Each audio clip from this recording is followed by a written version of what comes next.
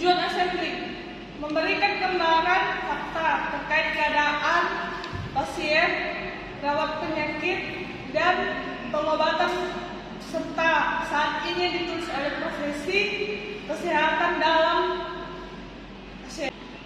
Manfaat assembly.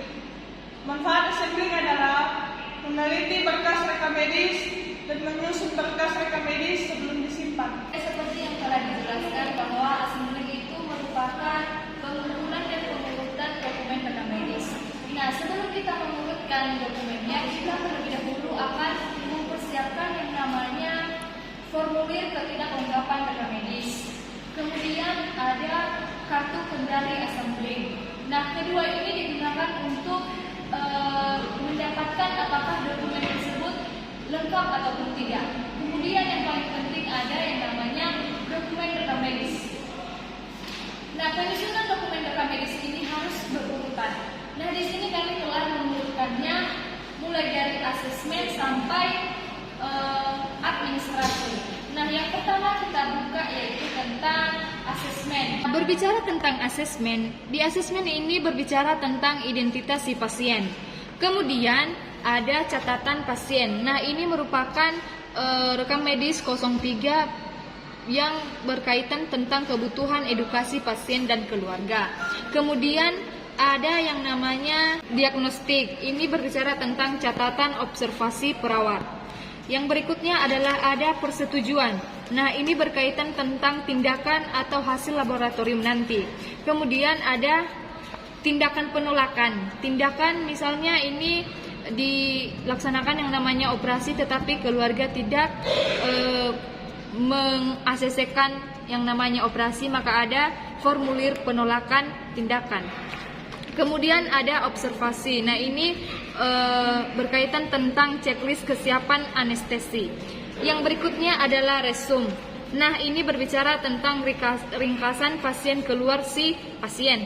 Yang berikutnya adalah ada yang namanya administrasi. Nah, ini berkaitan tentang pasien keluar dari rumah sakit dan melunasi berbagai administrasi. Sekian. Baik teman-teman, di sini saya akan menjelaskan tentang indeks. Nah, perlu kita ketahui dulu apa yang dimaksud dengan indexing. Nah, indexing itu adalah pembuatan tabulasi sesuai dengan kode yang sudah dibuat ke dalam kartu indeks ataupun komputerisasi. Nah, indexing ini memiliki beberapa jenis, yaitu ada 5. Yang pertama, indeks pasien. Yang kedua, indeks kematian. Yang ketiga, indeks tindakan atau operasi. Yang keempat, indeks dokter. Dan yang kelima yaitu indeks penyakit. Nah, di puskesmas juga memiliki 6 indeks. Nah, yang pertama yang kita bahas di sini adalah indeks pasien. Nah, apa sih itu indeks pasien? Nah, indeks pasien ini adalah suatu tabulasi kartu katalog yang berisikan nama semua pasien yang pernah berobat ke rumah sakit. Baik, jenis indeks yang selanjutnya yaitu kartu indeks penyakit. Nah, kartu indeks penyakit ini merupakan daftar tabulasi kode-kode penyakit yang disusun dalam masing-masing daftar sesuai dengan kode-kode penyakitnya. Nah, ketentuan penulisan indeks penyakit yaitu satu jenis penyakit menggunakan satu kartu indeks. Lalu setiap nama penyakit diikuti dengan penulisan kode ICD. Baik, di kartu indeks penyakit ini terdapat nomor rumah sakitnya, bulan berapa dia dirawat, baru tahunnya. Lalu di sini diagnosanya apa, di sini ditulis, lalu kode ICD dari penyakit pasien tersebut. Nah, pada bagian di sini terdapat nomor urut pertama, baru nomor rekam medisnya berapa, nama dari si pasien, tanggal pasien itu masuk dan tanggal pasien itu keluar, ditulis di sini. Lalu berapa lama dia dirawat? Apakah dia seminggu, 3 hari, atau 2 hari? Nanti di sini ditulis. Lalu pada bagian golongan umur, di sini kita akan menentukan jenis kelamin dan umurnya. Apakah contohnya dia berumur 6 tahun dan jenis kelaminnya laki-laki, maka kita menulisnya di sebelah sini laki-laki, di sini kita checklist di usia 5 sampai 14 tahun.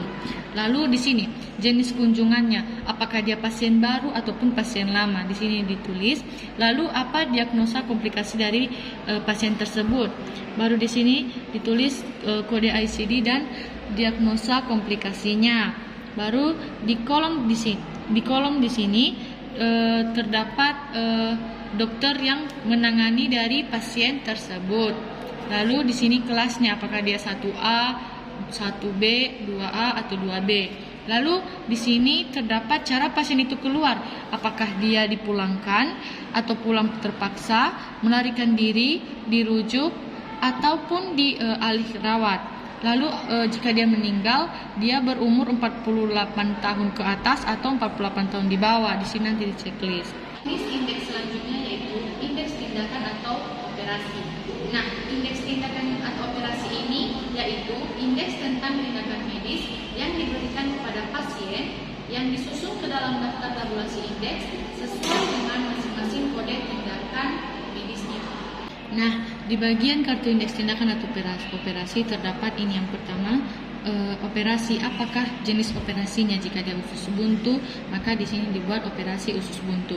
Lalu kode ICD 9-nya di sini dibuat kodenya.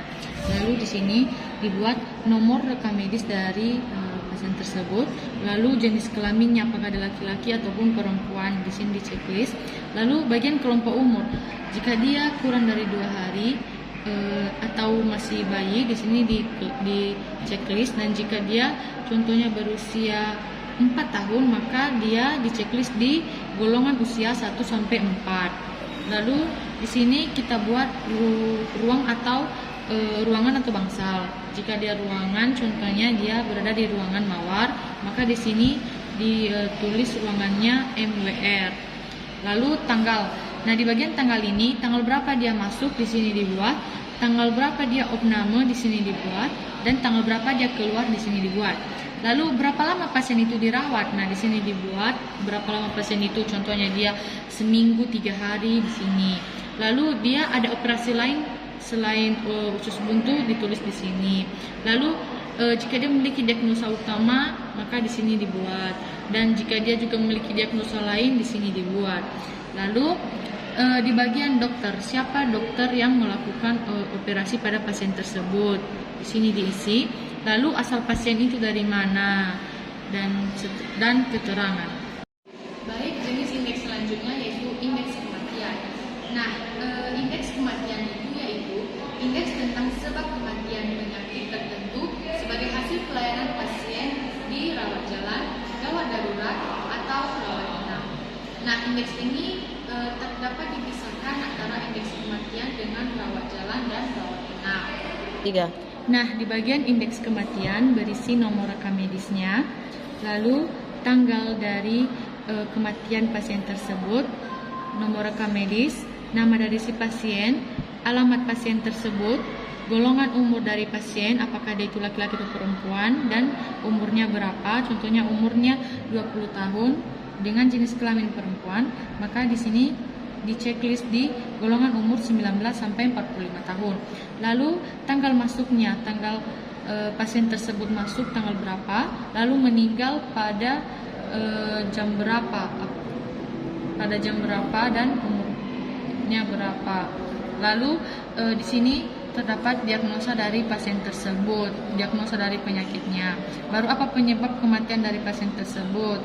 Apakah dia sakit pecah usus buntu atau apapun itu, di sini dibuat penyebab kematiannya. Lalu kode ICD dari pasien tersebut, kode ICD dari penyakit pasien tersebut. Lalu ruangannya berapa dan kelasnya apa. Lalu di sini nanti terdapat dokter yang menangani pasien tersebut. Jenis indeks ini terakhir yaitu kartu indeks kematian. Nah, contohnya suatu kecamatan memiliki beberapa desa. Nah, contohnya desa AA dan desa B itu disebut dengan wilayah 1, dan desa C dan desa D itu disebut dengan wilayah 2. Nah, contohnya pasien tersebut berasal dari wilayah 1, maka dia misalkan Nah, di kartu indeks alamat ini meliputi nomor rumah sakitnya, kode alamatnya apa, kelurahan atau desanya apa, kecamatannya apa, kabupaten atau kotanya apa, provinsinya apa. Lalu di sini terdapat bulan dan tahunnya. Lalu di sini nomor urut, nomor rekam medisnya apa, nama pasiennya apa. Lalu di bagian golongan umur terdapat jenis kelamin dan umur. Contohnya, pasien tersebut berumur 25 tahun dengan jenis kelamin perempuan, maka di sini di checklist di golongan umur 25 sampai 44 tahun. Nah, di sini waktu dia berobat, bulan berapa, tanggal berapa dan tahun berapa. Proses filing. Penyimpanan penjajaran atau filing adalah sistem pelaporan rekam medis dalam satu tempat yang khusus agar penjajaran dan pengambilan rekal menjadi lebih mudah dan cepat. Sistem penjajaran itu ada dua. Satu, sentralisasi yaitu penyimpanan rekam medis seseorang pasien dan satu kesatuan baik dalam catatan kunjungan poliklinik atau LK maupun pencatatan selama seorang pasien. Diskriminasi